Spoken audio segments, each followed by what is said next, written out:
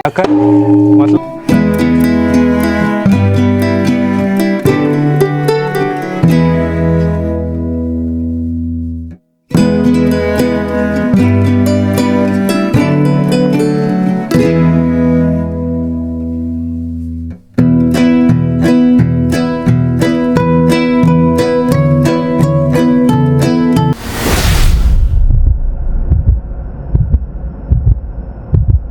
Hello guys, स्वागत है आपका मेरे एक और नए व्लॉग में। आज मैं आपको लेकर चलूंगा मुंबई की ग्लोबल विपासना पगोड़ा में। इसके लिए बोरीवली रेलवे स्टेशन के बाहर यहाँ पर पहुँचना है। यहाँ से गोराई क्रीक यानी गोराई खाड़ी के लिए आपको बस मिलेगी।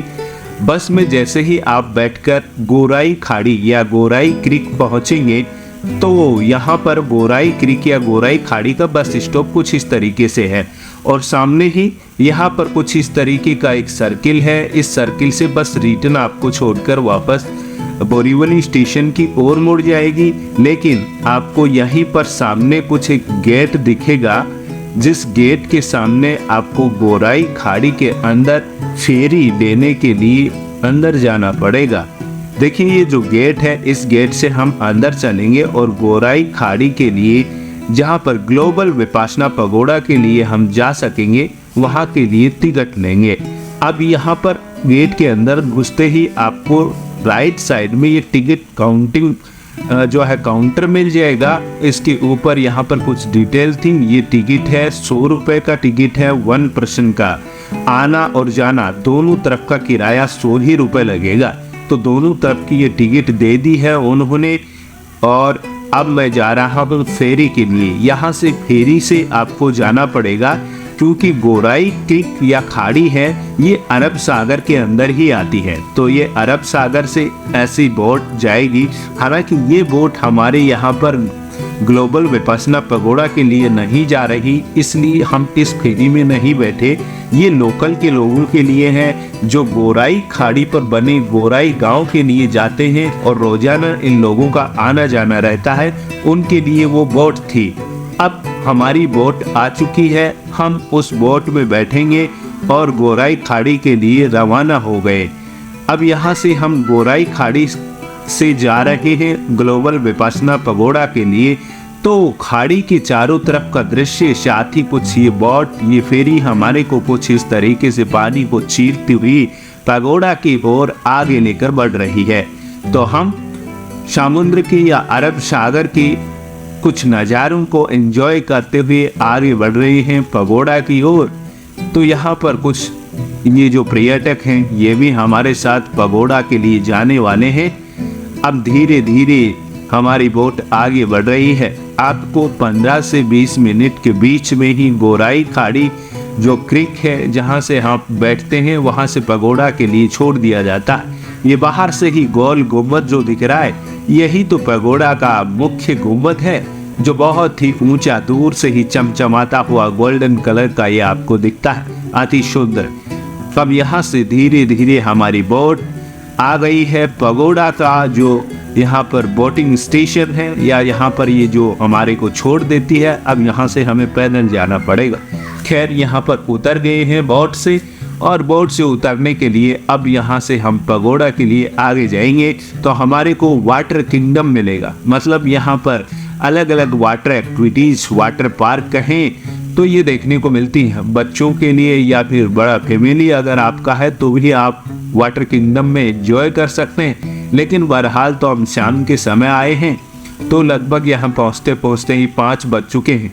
लगभग 1 घंटे का समय, 6 बजे के बाद वापस लास्ट बोट होती है यहाँ से जो हमें बोरीवली की तरफ गोराई क्रीक पे छोड़ेगी। तो 1 घंटे में हमें वीडियो शूट करना है, घूमना है। खैर यहाँ से पैदल हम जा रहे हैं, तो उस जहाँ से आपको फेरी छोड़ती है वहाँ से लगभग आपको चलना पड़ता है 700 से 800 मीटर की दूरी पर पैदल। ऐसे इस रास्ते से पैदल घूमते हुए हम पहुँचेंगे पगोड़ा के मेन गेट के सामने। तो मेन गेट के सामने चलने से पहले देखिए ये पगोड़ा की ही बाहरी परकोटी की दीवार है जो पत्थर से बनाई गई थी। अब यहाँ पर मैं मेन गेट के सामने आ गया हूँ। पगोड़ा का फर्स्ट इम्प्रेशन कुछ इस तरीके से है। ये कुछ ऐसे नारियल टाइप की जहाड़ बहुत ही अति उत्कृष्ट, देखने में अति उत्तम सुंदर दिखते हैं। तो ये गेट जो ग्लोबल विपासना पगोड़ा का, यहाँ पर बाहर लिखा हुआ global Vipassana pagoda welcomes you, मतलब आपका स्वागत करता है। भैया स्वागत तो हो गया है। इसके सामने गेट के ऊपर देख लिखा मिल जाएगा ग्लोबल विपासना पगोड़ा। अब बाहर का कुछ ऐसा दृश्य है जो एंट्री गेट का है, दूर से ही बड़ा ही अद्भुत और रोचक है। देखने में तो बहुत ही मतलब उत्सुकता बढ़ रही थी कि अंदर हमें क्या क्या देखने को मिलेगा। बहरहाल गेट से मैं चल रहा हूँ अंदर, तो अंदर ये कुछ सीढ़ियाँ, लेकिन सीढ़ियों से पहले ये कुछ आकृति का कुछ इस तरीके से ये पिलर जो है ना ये डिजाइन किए गए हैं। इस पर गोल्ड कलर की कुछ इस तरीके से ये डिजाइन की गई है जो बहुत ही आकर्षक है। ये एंट्री गेट का गुंबद है जो ऊपर से कुछ ऐसा दिखता है। अब ये सीढ़ियाँ हैं जो आपको मुख्य गुंबद या मेडिटेशन हॉल या मैं कहूँ मुख्य पगोड़ा के हॉल तक लेकर जाएगी, जिसमें भगवान बुद्ध की अस्थियों के अवशेष मौजूद हैं। बहरहाल ये सिक्योरिटी जोन है जिससे हमें गुजरना पड़ेगा। यहाँ जाते ही मुझे कैमरे के लिए बंद करने के लिए बोला गया और कहा गया पहले आप परमिशन ले लीजिए, उसके बाद वीडियो शूट करेंगे। मैं ऑफिस में जाकर परमिशन मुझे मिल गई है, अब फिर से वीडियो शूट करने आ गया हूँ। तो बाहर मेन एंट्री गेट के सामने ही जब जाते हैं तो जब पगोड़ा के लिए ऊपर चढ़ेंगे तो कुछ इसी तरीके से इंडिकेशन आपको देखने को मिलेंगे। ये बहुत बड़ा सा एक घंटा है जिसे बजाकर हर कोई जो यहाँ पर पर्यटक आता है वो अद्भुत ही अनुभव करता है। बहरहाल यहाँ से भगवान बुद्ध की एक प्रतिमा भी है जो इस साइड में है, इंडिकेशन दिया गया है। लेकिन मैं बहरहाल आपको लेकर चलता हूँ पगोड़ा की ओर। दरअसल में ये जो बड़ा सा एक गुम्बद दिख रहा है इसे ही पगोड़ा कहा गया है और इसके गुम्बद के बीचों बीच ही भगवान बुद्ध के अस्थियों के अवशेष जो है मौजूद हैं। दरअसल में इसे मेडिटेशन यानी अंदर से जो गुम्बद है बहुत बड़ा है, कहें तो इसे विश्व का सबसे बड़ा गुम्बद इस तरीके का कहा गया है, जिसमें एक साथ में 8000 लोग बैठकर मेडिटेशन कर सकते हैं। ये जानकारी विकिपीडिया के मुताबिक है। इसका उद्घाटन 8 फरवरी 2009 को किया गया था तत्कालीन राष्ट्रपति प्रतिभा पाटिल के द्वारा। अच्छा, यहाँ पर देखिए आपको फ्री वाईफाई मिलता है जिसमें आप पगोड़ा से रिलेटेड सारी इन्फॉर्मेशन ऑडियो के रूप में सुन सकते हैं। उसी के लिए वह वाईफाई फ्री उपलब्ध होता है। और यहाँ पर कहाँ पर किस चीज़ से संबंधित आप इन्फॉर्मेशन चाहते हैं तो यहाँ पर ऑडियो से रिलेटेड आपको नंबरिंग दी मिलेगी। बहरहाल ये एंट्री गेट जब पगोड़ा पे जाते हैं तो वाइट कलर के दोनों ओर इस तरीके से एलिफेंट की आकृति स्टेचू हमें दिखाई देते हैं, बहुत ही अद्भुत और सुंदर हैं। खैर यहाँ से ये पगोड़ा जो है इसके चारों ओर एक परिक्रमा पथ बना हुआ है, मतलब जो पर्यटक आते हैं चारों तरफ इसको घूमकर देख सकते हैं और समझ सकते हैं। बहरहाल अंदर भी ये जो हॉल है इसके अंदर से सीटिंग व्यवस्था है जिसमें मेडिटेशन किया जाता है। अब मैं आपको इससे संबंधित कुछ महत्वपूर्ण जानकारियां देता हूं। दरअसल में दोस्तों ये जो डिजाइन किया गया है ये ब्रह्मी डिजाइन जो ब्रह्मी जो कलाकृति है उसके अनुसार डिजाइन ब्रह्मी परंपरा के अनुसार डिजाइन किया गया है, यूं कह सकते हैं। इसको जो है इसका जो आकार है ये म्यांमार में स्थित जो पगोड़ा है गोल्डन पगोड़ा उसी के अनुरूप इसको डिजाइन किया गया है। और यहाँ से मैं आपको चारों तरफ घूमकर दिखाता हूँ। दरअसल में इस पगोड़ा के जो ऊपर का जो मंडप है उसके ऊपरी छोर पर ओरिजिनल गोल्ड का प्रयोग किया गया है, लेकिन बाहर इस तरीके से गोल्ड का ये कलर का लेप किया गया आपको देखने को मिलता है। अब ये ग्लोबल पगोड़ा है जो इसके चारों तरफ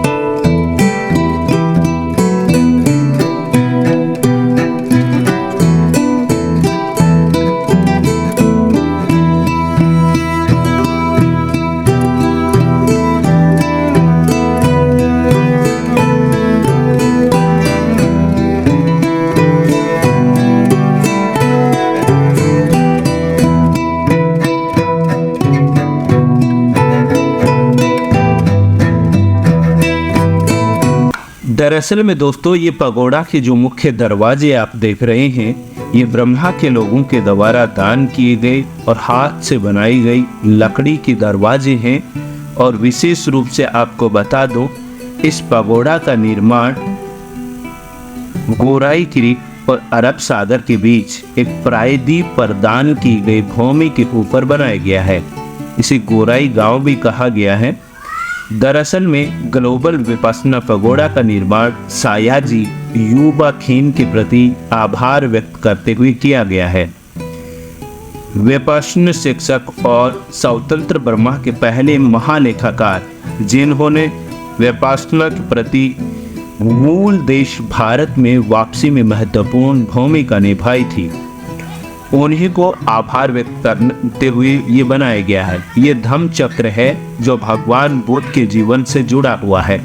दरअसल में भगवान बुद्ध की शिक्षाओं की जानकारी और उसको फैलाने के लिए ही मैं आपको दिखाता हूँ। मतलब ये जो बोध गया से लाकर जो बोधि वृक्ष था, दरअसल में भगवान बुद्ध जो हुए हैं ना, उन्होंने जिस पीपल के पेड़ के नीचे बैठकर जो अपनी तपस्या की थी, उसी की शाखाओं से तैयार किया गया एक पीपल का पेड़ जिसे बोधि कहा गया है, बोधि वृक्ष। ठीक है, अब वो यहाँ से हमें देखने को मिलेगा और यहाँ लाया गया है। देखिए, ये देखिए, ये जो है ये बोधि वृक्ष, और दरअसल में उसी का जो ओरिजिनल पेड़ था उसी की शाखाओं से ये तैयार किया गया है। शाखाओं से ये तैयार किया गया और 2014 में ये वृक्ष लाकर यहाँ पर लगाया गया है। ये बोधि वृक्ष यहाँ पर कुछ इस तरीके से लगाया गया है और इससे संबंधित जो ऑडियो है वो भी आप सुन सकते हैं फ्री वाईफाई के माध्यम से। ये भी आपको जानकारी यहाँ पर दी गई है। तो दरअसल में ये पूरा जो है बोधि वृक्ष के सामने कुछ खाने पीने के ऑप्शन आपको मिलते हैं। ये छोटे गुंबद भी आपको दोनों तरफ कुछ इस तरीके से देखने को मिलते हैं। अब यहाँ पे फिर से मैं आपको दिखाता हूँ। यहाँ पर कुछ एक अलग से ये कुछ देवताओं को स्थापित किया गया है और यहाँ पर ये अलग से उनके लिए एक जगह, एक स्थान बनाया गया है। ये आकाश देवी और देवता के लिए इस तरीके से बनाया गया है। अब आगे कुछ इस तरीके से स्टेयर्स हैं जो सीटिंग व्यवस्था कही जा सकती है। यहाँ बैठकर कुछ देर यहाँ का पूरा नज़ारा दर्शक देख सकते हैं, या फिर कोई भी यहाँ पर ऐसा प्रोग्राम होता है उसको हम पूरे को यहाँ से देख सकते हैं। अब यहाँ पर कुछ स्टेचू हैं जो इस पगोड़ा से रिलेटेड ही है, उनके बारे में डिटेल आपको नीचे दी गई है और इनसे संबंधित जो मूर्तियाँ स्थापित की गई है इनसे संबंधित ये लिखी गई है। श्री सत्यनारायण गोयनका जी हैं और उनसे संबंधित अन्य जानकारियाँ नीचे दी गई हैं। आगे चलते हैं तो ये एक हमारे को इस तरीके से गार्डन दिखाई देता है जिसमें बच्चों के छोटे मोटे खेलने की कुछ यहाँ पर आपको इवेंट छोटे मोटे बच्चों के लिए मिलते हैं। तो साथ ही सीटिंग व्यवस्था हमें देखने को मिलती है। बहुत ही अच्छी सीटिंग व्यवस्था है और अच्छी गार्डनिंग यहाँ पर है। जिसके अलावा आगे हम चलेंगे तो यहाँ पर एक और पार्ट जिसमें आपको अशोक स्तंभ देखने को मिलता है। ये अशोक स्तंभ कुछ इस तरीके से डिजाइन किया गया है और इसके नीचे भी हमारे को कुछ जानकारियाँ पढ़ने को मिलती हैं। आप इसमें पढ़कर जानकारी ले सकते हैं ये कैसे है, क्यों बनाया गया और किससे रिलेटेड है। ये सारी इन्फॉर्मेशन आपको देखने को यहाँ पर मिलती है।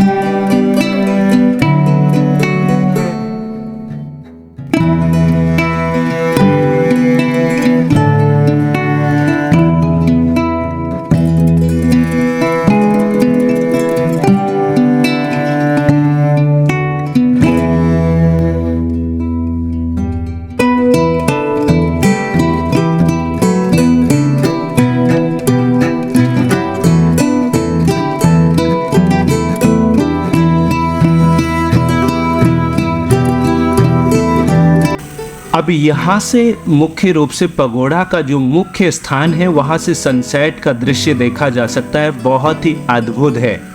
ये गोराई क्रीक, गोराई खाड़ी या फिर मैं कहूँ पगोड़ा का मुख्य जो गुम्बद था वहाँ से मैं आपको दिखा रहा हूँ। कुछ इस तरीके से लालिमा लिए हुए सूरज धीरे धीरे हुए समा रहा है बादलों के पीछे। और ये जो गुम्बद है पगोड़ा का, इस गुम्बद के बारे में कुछ रोचक तथ्य मैं आपको बताता हूँ। ये ग्लोबल विपश्यना पगोड़ा का जो मुख्य जो गुम्बद है, ये बड़ा पत्थर के द्वारा बनाया गया बिना किसी सहायक स्तंभों का सबसे बड़ा गुम्बद है। और इस गुम्बद की लंबाई 29 मीटर है, जबकि इमारत की ऊंचाई 99.06 मीटर है, जो दुनिया की सबसे बड़े खोखले पत्थर पर बने स्मारक जो बीजापुर का गोल गुम्बद है उसके आकार से भी दुगनी है। तो इस तरीके से मतलब ये कहा जाए तो आंतरिक भाग जो है उसमें 8000 से अधिक लोग बैठ सकते हैं और इसमें गैर सांप्रदायिक विपश्यना का ध्यान और अभ्यास करवाया जाता है। और ऐसा अब तक 100 से अधिक देशों में अभ्यास किया जा रहा है। इस घंटे को कुछ इस तरीके से बजाकर मतलब एक अलग ही फीलिंग लेते हैं। इसकी जो नॉइस आती है ना, बहुत ही ज़बरदस्त है। तो यहाँ पर बेसिकली होता यह है कि पूरा जो पगोड़ा जो डिजाइन किया गया है, इसमें भगवान बुद्ध की जो शिक्षाएं हैं उसको मतलब शिक्षाओं का प्रचार प्रसार किया जाता है। अब हमारी फेरी का समय हो चुका है, 6 बज चुके हैं, केवल 10 मिनट बाकी रह गए। मुझे निकलना पड़ेगा, नहीं तो फेरी नहीं मिलेगी। फिर अरब सागर के उस किनारे से उस किनारे कैसे, तैरना भी नहीं आता, यहीं रात बितानी पड़ेगी।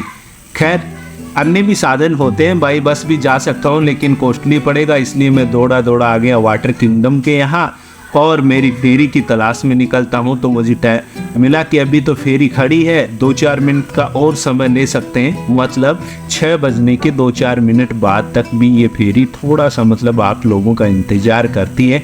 तो मैं वाटर किंगडम का ये मेन जो गेट है उसकी तरफ आपको लेकर चलता हूँ। ये है और इसके अंदर बहुत सारी वाटर से रिलेटेड एक्टिविटीज़ होती हैं जिनके लिए अलग से आपको टिकट लेना पड़ता है। खैर फेरी के लिए मैं आ गया हूँ और फिर से मैं यहाँ से बोरीवली के लिए जाऊँगा। गोराई खाड़ी आना पड़ेगा, फिर वहाँ से रवाना हुआ। तो मुझे लग रहा था कि भाई फेरी नहीं मिलेगी, फिर भी मैंने ट्राई किया। तो ये लोग क्या करते हैं, जाते टाइम में ना 5-7 मिनट वेट करते हैं आपका।